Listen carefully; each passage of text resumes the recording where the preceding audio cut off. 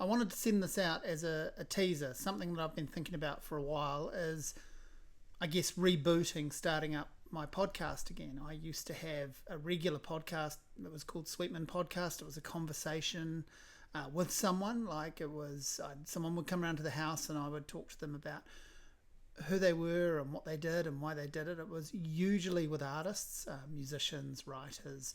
Sometimes they were friends of mine. Sometimes they were people I was meeting for the first time. Sometimes they were really quite famous. Sometimes they weren't known at all, really, beyond their little sphere in the world. And there was no barrier of entry beyond the idea that I needed to be interested in them.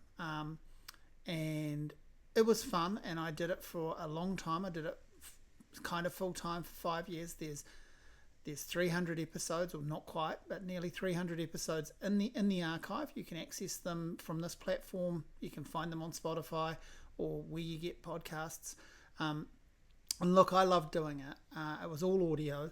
It was old-fashioned podcasting. I had a guy help me with editing it in terms of putting music underneath, and had a theme tune, and we did intros in a studio, and so it was just slick enough. But the real thing was just me sitting down with someone, and I gave it up when COVID happened, and I didn't want to go down the remote video thing. I wanted to actually connect with people in person. I mean, there are a handful of phone conversations on there because I've had the opportunity to talk to some international people like John Ronson and Ben Elton, and I'm not going to turn that down, so they're on there as well. But yeah, I gave it up, and then I also sort of thought, well, like, the world is full of podcasts. I've had my turn, and I very much felt that. I thought, I've got nothing new to say. I'd just be doing this over and over again. I also was working full time all of a sudden, after not working full time for a while, when the podcast was really in its swing.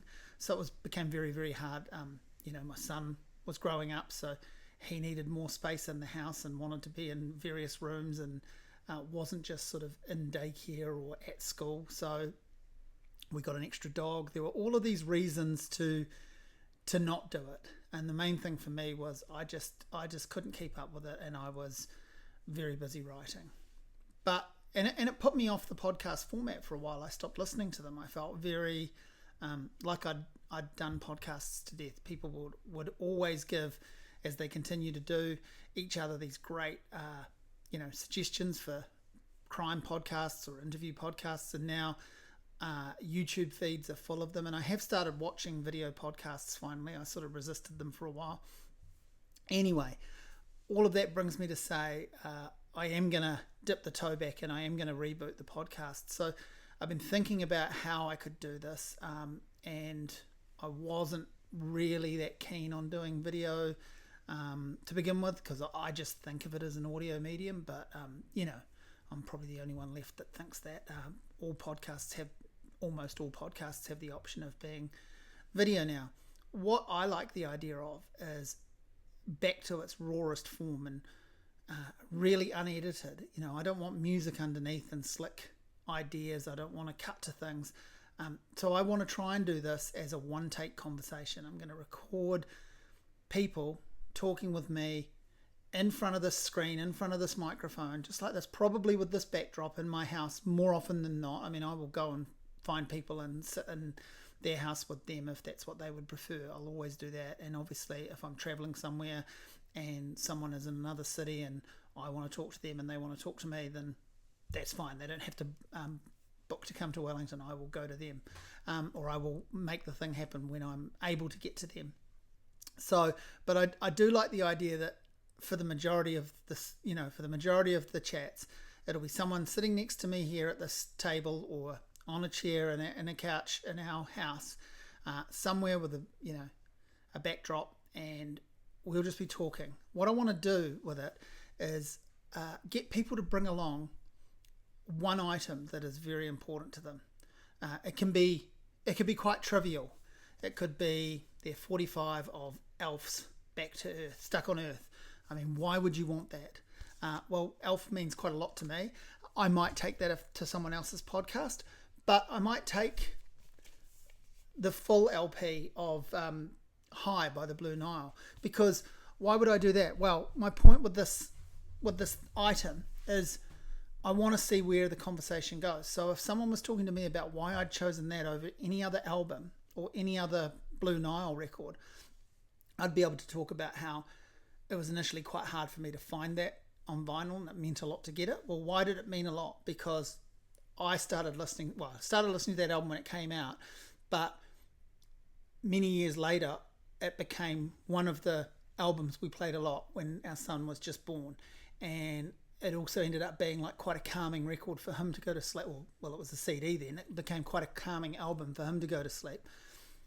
I also interviewed the main guy from the Blue Nile, and he left me the most amazing set of phone messages, and I really regret I hadn't saved them. But he was so charming, which is so not surprising. But after the interview came out, he even rang me again. Now, this never happens. After the interview came out and I wrote it on a blog, and I'd written into the blog the story of how the interview happened and the fact that we'd played a bit of phone tag, and that I had this really young child. I think my son was 6 or 7 months old at the time. And he left these messages saying, I just can't believe that, you took the time to talk to me as, you're a father and blah, blah, blah. And it was just all so sincere and so charming. And if you know Paul Buchanan's music with the Blue Nile or his solo album, none of that will surprise you. Anyway, that could be a thing that I could get into talking about with someone if I was a guest on someone else's podcast. If I was the guest, I could bring one of my own books, but I personally wouldn't do that. But I really welcome the idea that a guest would want to bring their brand new book they've just written, and we could do the promo thing. But they could bring another book that they just liked, one that they loved, and that was somehow, and we would still get to talking about their new book. I mean, I could bring this International David Bowie book, which is an English publication that I find myself in. So I've got a chapter in there. Now, how did that happen? By complete fluke. So that could be the story. I could bring along this book of Bob Dylan's lyrics, and obviously the immediate thing would be to what does Bob Dylan mean to you as a poet, as a lyricist, as an artist? But someone might look inside it and go, oh, you got this. This has got an inscription. You got this for your 21st. Who gave it to you? Are you still in contact with these people? I don't know any of those people that gave that to me. There's no malice. We just drifted apart. I haven't talked to any of them in years, but it's amazing to me whenever I look at that these three people that I was very close with for a short time around the university years got their money together and bought this really beautiful book that is still with me and that I do love. So you see what I mean? That could be the start of a conversation. It could go all sorts of places from there. So I want to do that because to me that's just, it's interesting, and I want to see where the conversations go. But also it is a little bit different to the previous podcast. I didn't do that. Like, people would come on and they would talk about their life and their work or their hobby, and they would absolutely plug the new project if they had, an album out, or they were touring, or they'd just released a book. And I would also go to people that had done stuff in the past but didn't have a new thing out because they were interesting to me. So there was always that. What I want to open up this time is I'll be choosing the guests. I'll be curating it. It's my podcast. I'll be wanting to speak to the person, but they don't have to have made something creatively, or they don't have to have made something in a creative sense that people know about. They could be, a lawyer or a judge or, whatever, a school teacher, anything. And it might come up in the conversation that actually they're very busy with, collage, or that they're an actor and they appear in local plays. I don't know. I'm rambling, but the point is I want the podcast to be a really organic ramble. So I want it to be almost entirely unedited. My vision for it is that it'll be a one take, and all of the ums and ahs will be in there from both sides. If there's a bit of a cough or a hiccup or a false start, within reason, we will leave that in, so long as the guest is okay with that. And they won't be as long as my previous podcasts, which really tracked a whole life. So these will be like short story memoir slices rather than the full biography. hey, look, they might go on for a bit longer, some of them than others, but there really isn't a time limit beyond the fact that I know people's attentions are pulled away much quicker than they used to be. Certainly when I started doing podcasts 10 years ago, it felt like you'd strap them on your ears and go for a walk and you might listen to it, or you put it on in the car and you might listen to it over 2 or 3 spins, but you'd get there. So I don't know, maybe someone will bring their guitar along and play live. Maybe someone will bring something that is really quite unexpected, but it needs to be a physical item. I'm quite keen for the guest to not tell me what it is. So it might be their favourite film and I might not have ever seen it, and I would prefer to not have the heads up and to have to react to it in the moment and take a recommendation, or get going around what I know about that film, and we see where it goes from there. So we're going to cover all sorts of things. We're going to talk about whatever the guest wants to talk about and whatever I want to, I guess, extract from them wherever I want it to go. I love this sort of thing, and I have missed it. I realised that, like, I needed time away, but I've thought about this on and off over probably the last year or so, and I've had a few people over the last couple of years ask me if I was going to ever podcast again, or would I get into it, and what did I think about it. And I've had a variety of answers from, no, I'm done.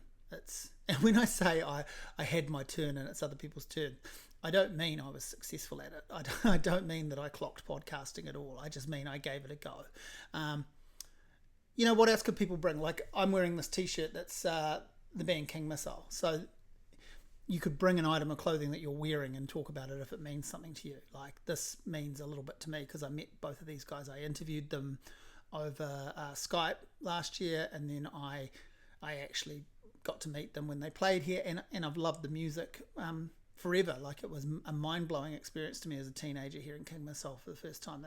There was nothing else I'd heard at that point that was like it. So I'm pleased to have this t-shirt, and I even walked up to them both. Like, we'd spoken, so they were anticipating that I was going to go to the show and maybe see them, and I went up and met them afterwards. And I don't usually do this. I don't hang around and try to meet people, by the way. I'll do it if it's part of work, like if I'm interviewing someone or if there's a connection or whatever. But yeah, I don't seek musicians out to hang with. And I went up and I talked to them, and I was just cheesy enough to give them a copy of one of my poetry books, because they're both really, really interested in writing. They both write, they both publish. We talked about poetry a lot. Obviously, John Hall from the band is a poet, and the majority of the lyrics are poetry that he's put to music and so forth. And look, he probably left it at the airport or gave it away to someone, but I felt good giving it to him. So again, if I was on someone else's podcast that had this kind of format, that might be the thing that I talked about. I am really, really open to see where this goes. And I'm not planning to do one a week. I'm not planning to do one a fortnight. I'm going to see where it lands, but it's not going to be, that sporadic. I do want to, it'll find a frequency. So it might be that I really get involved into it, and people hear it and watch it and recommend people and volunteer themselves, and I decide, yeah, you're the person I want to talk to. So I've got a list already. I've contacted a few people, so it is going to happen. I've got a small handful of people that have agreed to it. Gosh, they might watch this and unagree. I realise that, but hey, that's all part of it. But yeah, this is going to be the thing, and I'm mucking around with titles for it. I've been thinking around something to do with object permanence and objective permanence and things like that. Whether that lands or not, I'm not sure, but I wanted to throw this teaser out because the way I work is do the thing first, and then suddenly you've created a series. Next thing you're writing 100 diary entries about how you might be on the autism spectrum, which in itself is such an autism spectrum thing to do, I recognise. Or I never thought I'd write over 100 entries about how I fell back in love with cassette tapes, but there we are. I just wrote one, and it just went from there. If I'd never done the thing to begin with, I wouldn't have a series. I don't sit down and plan it in that sense. I think about it, and then I do one, and I see if it's got legs. And that's what I want to do with this. I just want to see how it will grow, if it will grow, and where it will take me, and where it will take the guests, and where it will take listeners and viewers, whether people frankly give a shit about it. That's not my main motivation. My main motivation is actually to engage with the person and do the conversation. But obviously I want people to listen to it, to watch it. So you'll get it on Substack feed. You'll get the video that way and possibly on YouTube. And it will be linked to my original Sweetman Podcast feed. So if you ever subscribe to that or clicked following that on Spotify or whatever, then you're going to get the episodes anyway, and you're also going to be able to find it in the, it's linked to the RS feed. So you're going to get it the way you used to get the podcast. So it will come out as if it's an episode of the Sweetman Podcast channel, basically. So the Stephen King podcast that I do with Oscar, my son, is on there too. We do that on YouTube, but we share it out afterwards on the via Substack and via the feed. So some people are tuning in for that, or they're not tuning in for it. I occasionally share some poetry readings and some stories that I read out. Any audio that I record for Substack ends up on the podcast feed. So there is a bunch of stuff there in the archive. So in a sense, I have kind of not stopped podcasting in some way, but this is the more formal idea. And I've already talked for, I would say, about what I imagine half the length of a normal episode of this will be. So I will leave it there, and tell me if you're interested, and tell me who you'd like to hear me speak to, and tell me if you'd like to be involved in it in any way yourself, and be prepared for me to say no, I suppose, but I will get back to anyone that has any comment or message about this. Like, I won't just ignore it and go, oh, that's too hard to deal with, or I'm going to engage with you about it. But yeah, I've got a list, I've got some people, and look, the first episode might be next week, and we'll see how it goes from there. Thanks.